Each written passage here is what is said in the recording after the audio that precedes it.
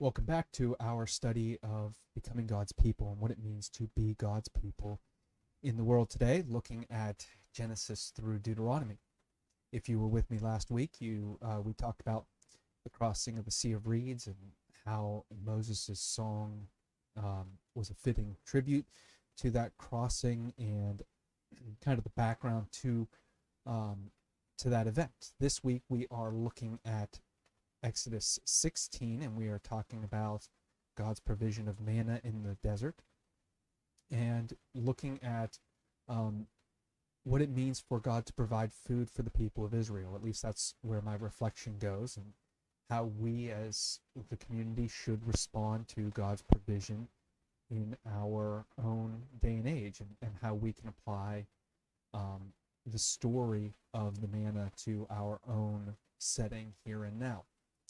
But let's take a look at some of the background. First, we look at the fact that the people of Israel have crossed the Sea of Reeds. And if you were with me last week, we talked a little bit about how the sea is not simply a physical body of water, but is a representation of kind of the boundary of Egypt, the chaos and death associated with injustice and slavery, and how God allows for the people to cross through that to the other side.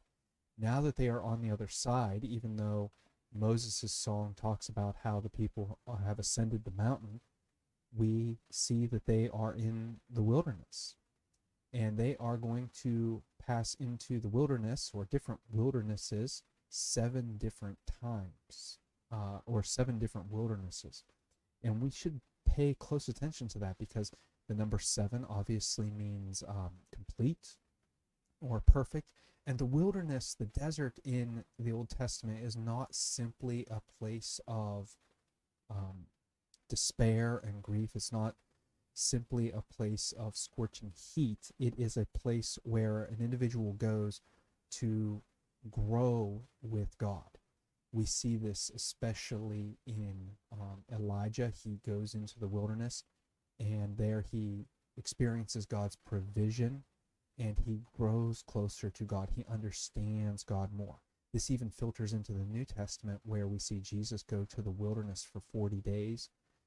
That is a time of, while we see fasting and not food, it's a time of growth with God. It's a time of spiritual growth and development. So what we see in this little this little, just almost trivial geographic reference at the start of um, the journey, and again in chapter 16, is not simply a geographical detail. It is not simply there to tell us where Israel went on the journey, because the author of Exodus is not terribly concerned with giving us geographic locations. For one, we don't know where Sinai, the mountain of God, actually was or is. We don't know. And the reason is because the author isn't terribly concerned with the geography and providing us with a geographical framework to locate all of the travels. Rather, this little detail is helping us to remember that Israel is in a place of dependence on God, and a place where you grow with God. So that is kind of the point of the detail, that they are in the wilderness. I also want to point out, since one of the wildernesses discussed is the wilderness of sin, the Hebrew word sin has nothing whatsoever to do with our English word sin. I've seen some Hebrew scholars who will spell the Hebrew version S-Y-N just to help clarify that. It's a different word altogether. It's just a homonym for us. It has no real meaning there, other than a place name. So coincidental as that might be, we shouldn't read too much into it. We should read more into the idea that they are in a place where they are dependent on God for provision, for sustenance, and to draw closer to God. We also see that God is very much present. We see God coming down in the clouds and the glory. God is very much present with the people here, not distant. Um, and that's important for us. We have not yet had the sin of the golden calf, which is what creates the distance between God and the people later in the account. This early account, God is very present with the community. But the community doesn't direct their complaints towards God, they direct their complaints towards Moses. And that's something that's very important for us. God is present, and yet the people are complaining about Moses' leadership. They're not complaining about God, they're not complaining to God, they are not complaining to Moses, they're complaining about Moses. And that becomes an important distinction for us, especially in these early complaints in Exodus 15 and 16, because God doesn't condemn the people for the complaints. In fact, God actually, if anything, looks at these complaints and says, yeah, you're right. There's a favorable nuance to this. Particularly we see in the manna story where the people complain about Moses, and we don't see Moses' response.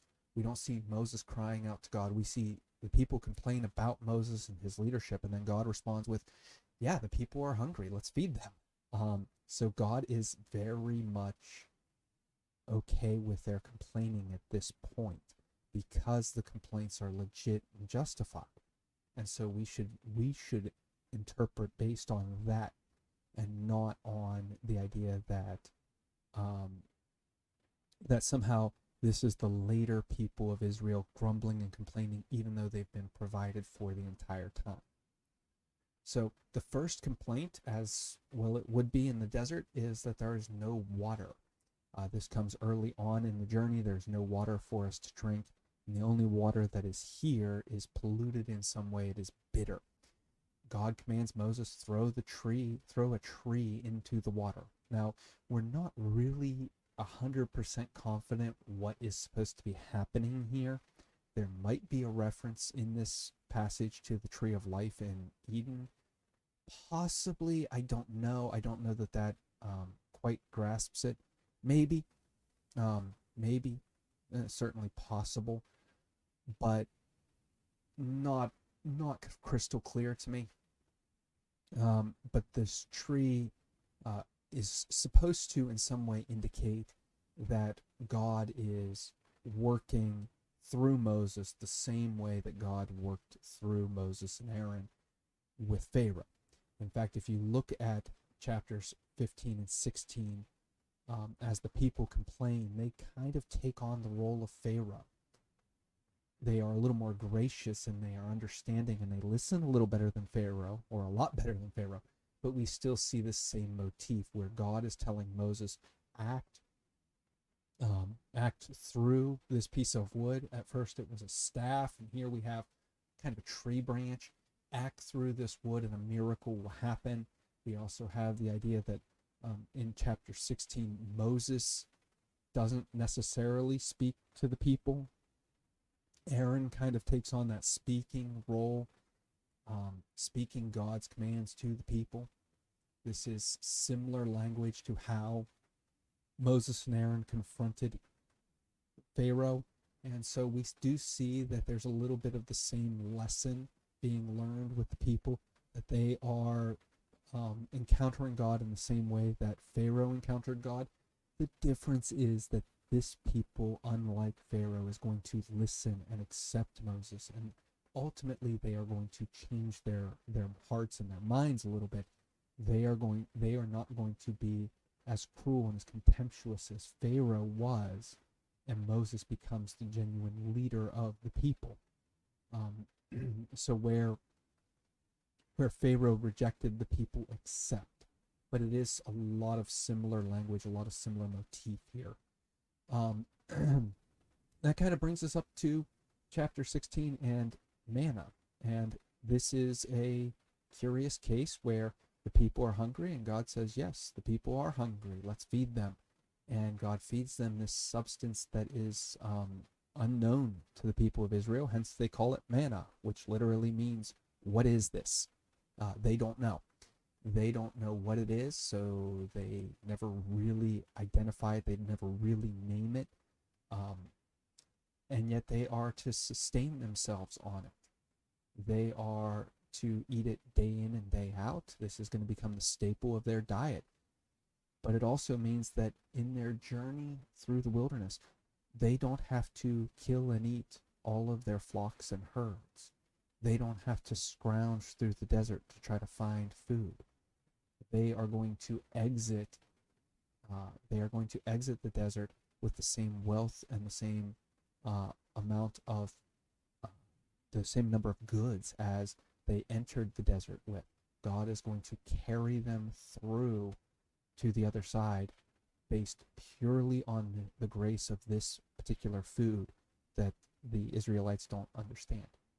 So that is that's important. God is providing out of grace, out of goodness, listening to the people and accepting their requests, even if those requests are somewhat poorly formed.